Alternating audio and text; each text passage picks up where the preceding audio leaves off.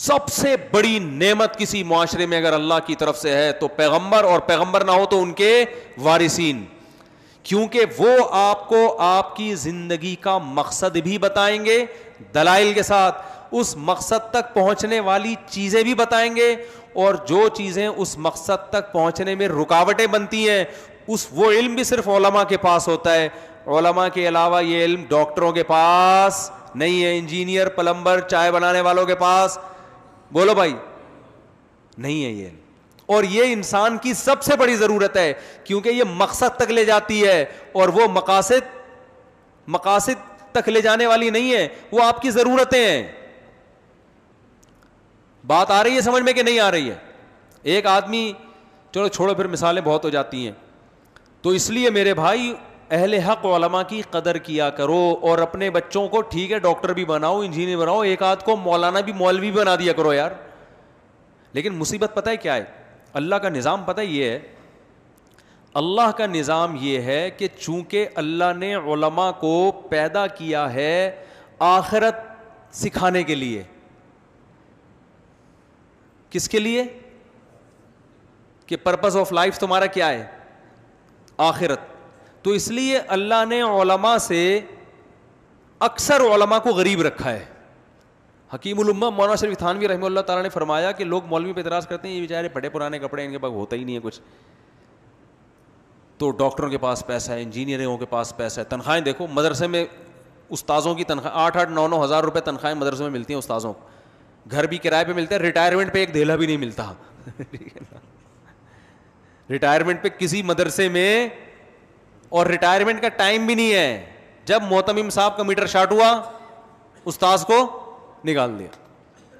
کوئی یہ درس نظامی کا سرٹیفکیٹ زاولک نے کچھ ایم اے کے برابر قرار دیا تھا، صرف لکھنے کی حد تک ہے، ورنہ یہ درس نظامی کا سرٹیفکیٹ لے جاؤ کہیں چپڑاسی کی جاب بھی آپ کو بولو نا نہیں ملے گی. رشتہ نہیں دے گا کوئی. آپ شادی کرنے جاؤ ذرا، آپ بولو بھائی میں آپ کی بیٹی سے شادی کرنا چاہتا ہوں، کہ آپ کے پاس کیا کیا سندیں ہیں؟ آپ نے کہا میرے پاس پیغمبر کے وارث ہونے کی سند. آپ خوش ہو گئے نا، میرے پاس تو سب سے پاورفل سند ہے. آپ پیغمبر کے وارث ہونے کی سند، جی وفاق المدارس کی سند ہے.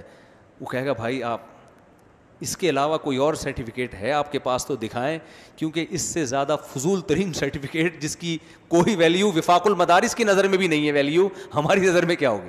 کیونکہ اس بیس پہ تو آج کل وفاق المدارس میں جاب نہیں مل رہی ہوتی معذرت کے ساتھ.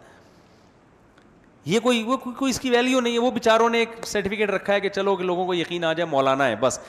وفاق المدارس کی نظر میں بھی اس سرٹیفکیٹ کی اتنی ویلیو ہے کہ آپ اگر کسی کو یقین نہ آ رہا ہو کہ آپ مولانا ہے کہ نہیں تو پرچہ دکھا دیں، ہم آپ کو سند دے رہے ہیں کہ آپ نے درس نظامی کمپلیٹ کر لیا، بس. اس سے زیادہ ان کو بھی پتا ہے کہ کوئی ویلیو بولو نا بھائی نہیں ہے. تو چونکہ اس کی وجہ یہ ہے کہ حکیم الامہ حضرت مولانا اشرف علی تھانوی رحمہ اللہ تعالیٰ فرماتے ہیں اللہ کی حکمت اور منشا نے اس بات کا تقاضا کیا کہ پیغمبروں میں بھی زیادہ غریب رکھیں، مالدار بہت کم گزرے. مالدار تھے داؤد علیہ السلام، 2-4 اور ہوں گے، باقی 99.9% پیغمبر کیا تھے؟ غریب مسکین. ہمارے نبی تو سید الانبیاء تھے، اور آپ سے زیادہ مسکین دنیا میں کوئی پیدا ہوا ہی نہیں ہے. 40 دن گھر میں چولہا ہی نہیں جل رہا. گھر میں آ کے یہ نہیں پوچھتے تھے کیا پکا ہے، گھر میں آ کے پوچھتے تھے کچھ ہے یا نہیں ہے. ہم تو آگے پوچھتے ہیں کیا پکا ہوا ہے، میں پتا پکا ہوا تو ہے، پتہ نہیں ہماری مرضی کا ہے کہ نہیں ہے.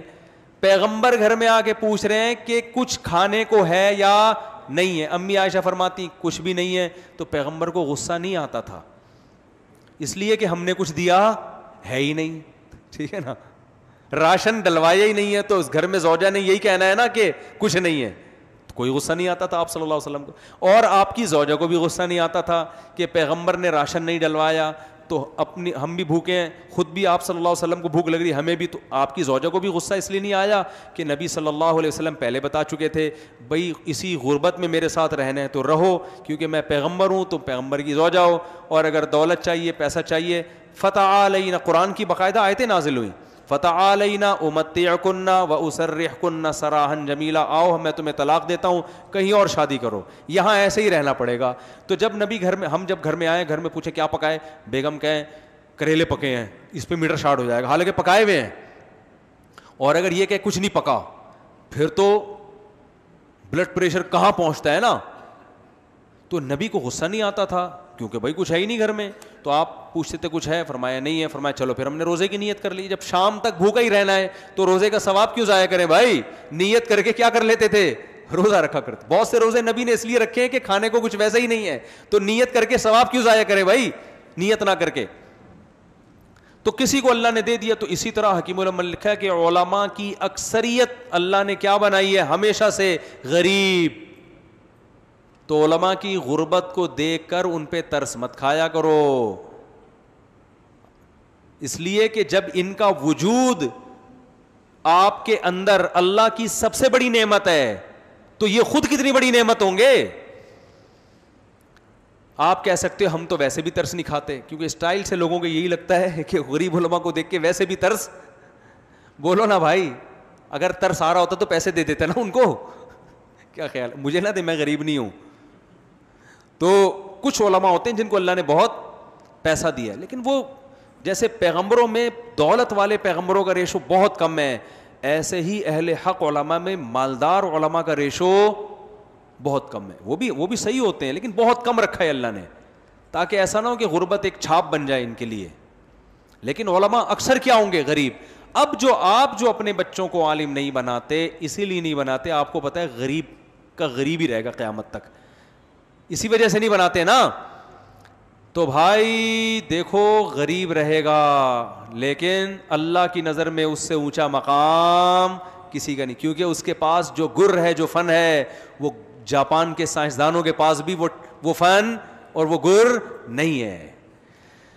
ہم جب مدرسے میں آئے تھے, میں تو اللہ کا شکر ہے میری مالی حالت بہت اچھی ہے, لیکن جب میں مدرسے میں آیا تھا تو ہمارے سامنے کوئی فیوچر نہیں تھا. مجھے تو یہ پتا تھا کہ میں بائک بھی نہیں خرید سکتا, وہ تو میں نے گاڑی بھی لے لی اللہ کے فضل سے, لیکن جو فیوچر تھا ہمارا وہ تو بڑا دنیا کے لحاظ سے تاریک تھا. ہم جب آئے تھے تو ہمیں سب سے پہلے تانے ملتے تھے کہ کھاؤ گے کہاں سے. تو ہمارے حضرت سے ہم پوچھتے تھے, حضرت لوگ پوچھتے ہیں کھاؤ گے کہاں سے, حضرت فرمائے بولے منہ سے کھاؤں گا, بس وہ ٹہلانے کے لیے, ٹرکھانے کے لیے. پھر حضرت فرمائے چھوڑ دو یہ فکر, چھوڑ دو کھانے پینے کی, اللہ تعالیٰ جو ضرورت ہے وہ پوری کر دے گا. اور پھر ہم جب مدرسے سے فارغ ہوئے تو 4,000 میرا وظیفہ پہلی تنخواہ تھی, وہ بھی مجھے توقع نہیں تھی, اور وہ تنخواہ میری 4,000 تھی 2001 میں. تو میں سمجھتا تھا میں بحریہ ٹاؤن کا کیا بن گیا ہوں مالک, کیونکہ ہمیں تو اس کی بھی توقع نہیں تھی, کشتیاں ہی جلا کے آئے ہیں, تو اب 4,000 بھی مل رہے ہیں تو بڑی بات ہے بھائی. کیونکہ ہم دیکھتے تھے دورہ سے فارغ ہونے والے طلبہ وہ بیچارے دھکے کھا رہے ہوتے تھے, ان کو 4,000 میں بھی کہیں تدریس نہیں مل رہی ہوتی, ہمیں تو 4,000 مل رہے ہیں. بات نہیں آ رہی میرے خیال ہے سمجھ میں. اب ایسا نہ ہو آپ مجھے زکوٰۃ دینا شروع کر دیں, اس وقت ہے اب نہیں, اب تو اللہ کا دیا بہت کچھ ہے الحمدللہ. آپ کہہ رہے ہیں پھر بتا کیوں نہیں رہے کیا ہے, تو میں نہیں بتاؤں گا. حلال ہے, حرام نہیں ہے, اور ہدیوں کا نہیں ہے. لوگ کہتے ہیں اچھا وہ لوگوں نے ہدیے ودیے دے دیے ہوں گے, ایسا بھی نہیں ہے. ہدیے دیتے ہیں لوگ, لیکن اتنا ایسا نہیں ہوتا کہ گھر چلنا شروع ہو جائیں ہدیوں سے. گھر کے لیے تو پراپر آمدن چاہیے نا, تو وہ ہے وہ کیا ہے, چھوڑو آپ نے کیا کرنا ہے, آپ تجسس لگا ہوا ہے کیا ہے. تو خیر آپ کو کیا بھائی ہماری ذاتی زندگی سے, لیکن اپنا ہے الحمدللہ.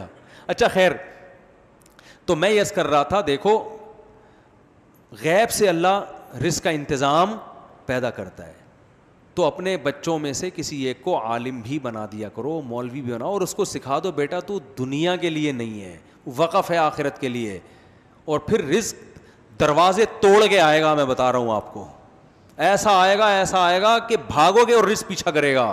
سمجھ رہے ہو نا, رزق پیچھا کرے گا, بھاگو گے, ایسا اللہ رزق دے گا. کیونکہ جو مشن تھا نا, دیکھو کمپنی دیکھتی ہے جو بندہ کام کا ہے اس کو کمپنی چھوڑتی ہے. ارے یار کمپنی, دیکھو میں ایک واقعہ سنا کے بات ختم کرتا ہوں, کیا کریں واقعے کے بغیر کھوپڑی میں بات بیٹھتی نہیں. ہمارے ایک دوست تھے دبئی میں, جاب ملی ان کو, انٹرویو میں ناکام کر دیا ان کو, حالانکہ بہت ایجوکیٹڈ آدمی اور اس کمپنی کے لحاظ سے انتہائی سوٹیبل. جاب اس لیے مسترد کر دیا کہ ان کی داڑھی تھی, کیونکہ پاکستانی کو بٹھایا ہوا تھا گورے نے کمپنی میں نا انٹرویو لینے کے لیے, اس نے داڑھی دیکھ کے بھائی یہ مولانا ٹائپ کے لوگ نہیں چلیں گے. کہیں گورے کا وزٹ ہوا جو کمپنی کا اونر تھا, اس نے جب ان کے ڈاکومنٹ دیکھے اس نے بولا یار یہ بندہ تو بڑا قابل ہے, تو اس کو تم نے فیل کیوں کیا. انہوں نے کہا سر یہ ذرا ملا ٹائپ کا آدمی ہے, داڑھی واڑی ہے اس کی. تو گورے نے کہا مجھے اس کی داڑھی میں کوئی بم رکھ کے تھوڑی آئے گا وہ, مجھے کیا نماز پڑھے, روزہ رکھے, داڑھی ہے, ہندو ہے, قادیانی ہے, عیسائی ہے, مجھے کمپنی کے لیے جو میرے کمپنی میں جس ڈیزائن کا آدمی چاہیے اس سے بہتر آدمی مجھے نہیں ملے گا. گورے نے اس بندے کو کال کی, اس کو اسپیشل ٹکٹ دے کے بلایا اور انٹرویو اس سے خود لیا. اتنی ترقی دی کہ وہ اس بندے نے مجھے خود بتایا کہ تھوڑے دنوں میں انٹرویو لے رہا ہوں جاب کے لیے لوگوں کا, وہاں بیٹھ کے. نہیں آ رہی بات. تو عقل مند آدمی یہ دیکھتا ہے کہ جس مقصد کے لیے اس کو بھیجا یہ پورا کر رہا ہے, تو اس کی ضرورتیں میرے کمپنی یہ جب خیال کرتی ہے تو اللہ نہیں کرے گا خیال. اللہ کو پتا ہے پیغمبروں کا دروازہ کیا ہو گیا بند. اب علماء ہی ہیں جو پیغمبروں کے کام کو سنبھالیں گے. تو اللہ دیکھتے ہیں جو مولوی اللہ کے کام میں لگ گیا ہے, تو پھر اللہ کہتے ہیں اب 4 شادیاں بھی میں کراؤں گا تیری. میں اپنے اوپر یہ خدا نخواستہ مثال نہیں دے رہا, میری تو ویسے بھی 3 ہیں, اور ضروری نہیں ہے کہ اس لیے کرائیوں کہ میں دین کے کام میں لگا ہوا ہوں. اتنے بڑے دعوے کرنا تو بڑا خطرناک ہے, ہم تو نالائق لوگ ہیں, وہ تو آخرت میں پتہ چلے گا. لیکن اگر میں آپ کو بتاؤں آپ کی شادی نہیں ہو رہی ہے نا, آپ مولوی بن جاؤ. ٹھیک ہے, اس نیت سے نہیں کہ شادی ہو جائے, اللہ کے کام میں لگ جاؤ. لوگوں کی ایک ہوتی ہے, اللہ آپ کی کتنی کروائے گا؟ 4. اللہ کہتے تو کام کو فوکس کر, شادیوں کی فکر چھوڑ دے. کام میں لگا ہوا ہے, اس کو چھوڑ دے. اگر رزق کی تنگی ہوگی اس کی وجہ سے کام میں نقصان ہو رہا ہے, اللہ کہے گا کام کو فوکس کر, پٹھان ہوٹل کے پراٹھے تجھے میں کھلاؤں گا اور تیرے ہضم بھی کروا دوں گا میں. تو میرے بھائی جب کمپنی اس کا خیال کرتی ہے کہ جو بندہ اس کے مقصد میں لگا ہوا ہے, کمپنی کہتی ہے اس بندے کو نہیں چھوڑنا, ہم نے اس کی ساری ضرورتیں پوری کریں تاکہ کام کو فوکس کرے. تو مولوی کو اللہ کیسے چھوڑ سکتے ہیں یار کہ وہ کام میں اللہ کے لگا ہوا ہے, اور اللہ کہے یار تجھے, اللہ کہے کہ تو کام میں لگ رہا ہے, تیری ضرورتیں کون پوری کرے گا؟ تجھے شادی کی ضرورت ہے وہ میں پوری کروں گا, تجھے کھانے کی ضرورت ہے وہ میں پوری کروں گا, تجھے گاڑی چاہیے وہ میں پوری کروں گا. تو کام میں لگے, تو کام میں لگ جاؤ. اور میں نے دیکھا ہے جو علماء کام میں لگے ہیں ان کے لیے گاڑی بنگلہ ان کی ویلیو مٹی کے برابر نہیں ہوتی. سمجھ رہے ہیں نا, ان کی کوئی ویلیو نہیں ہوتی. ان کو ایسا اللہ نے ویژن دیا ہوتا ہے, اتنی بلند سوچ دی ہوتی ہے, یہ چیزیں ان کے دائیں بائیں. یہ جو علماء لینڈ کروزر میں اور بڑی بڑی گاڑیوں میں گھوم رہے ہیں نا, لوگ کہتے ہیں بڑی عیاشی, ان کے لیے اس لینڈ کروزر کی کوئی ویلیو نہیں ہے. اس کی سب سے بڑی دلیل ہے ان کی لینڈ کروزر چھن جائے نا, ان کو کوئی رونا نہیں آتا, کچھ غم نہیں ہوتا ان کو. دیکھو آپ کے دل میں کس چیز کی کتنی محبت ہے, اس سے نہیں پتہ چلتا کہ آپ اس کو استعمال کر رہے ہو, اس سے پتہ چلتا ہے کہ جب چھن جاتی ہے تو غم کتنا ہوتا ہے. علماء کے پاس گاڑیاں بھی ہو سکتی ہیں, بنگلے بھی ہو سکتے ہیں, لگژری لائف اسٹائل بھی ہو سکتا ہے, مگر اس اسٹائل سے انہیں عشق نہیں ہوتا. ان سے اگر یہ چیزیں چھن جائیں تو انہیں وہ غم نہیں ہوتا جو دنیا دار کو ہوتا ہے. اس سے پتہ چلتا ہے کہ علماء یہ چیزیں استعمال تو کرتے ہیں مگر ان چیزوں کو دل میں جگہ نہیں دیتے. تو اللہ کا ہر مسلمان سے یہ مطالبہ ہے کہ چیزیں استعمال کرو, ان سے محبت مت کرو, یہ مقصد نہیں ہے. اب بھی بات سمجھ میں نہیں آئی تو بھائی پھر رینجرز, پولیس اور حکومت امریکہ کوئی بھی دنیا کی طاقت نہیں سمجھا سکتی. پھر مرنے کے بعد سمجھ میں آئے گا. ان کا انتقال ہوا نا, جنہوں نے یہ کہا تھا کہ میں نہیں بتاؤں گا, ٹھیک ہے نا, تو لوگوں نے کہا کہ اب تو آپ کو بتانا پڑے گا. ٹھیک ہے نا. اور یہ ہے کہ میں خدا نخواستہ کسی کا مذاق نہیں اڑا رہا, کسی کے دنیا سے جانے کے بعد تو ویسے بھی اس کا مذاق نہیں اڑانا چاہیے. میں ایک مثال دے رہا ہوں کہ مرنے کے بعد سمجھ میں آ جائے گا.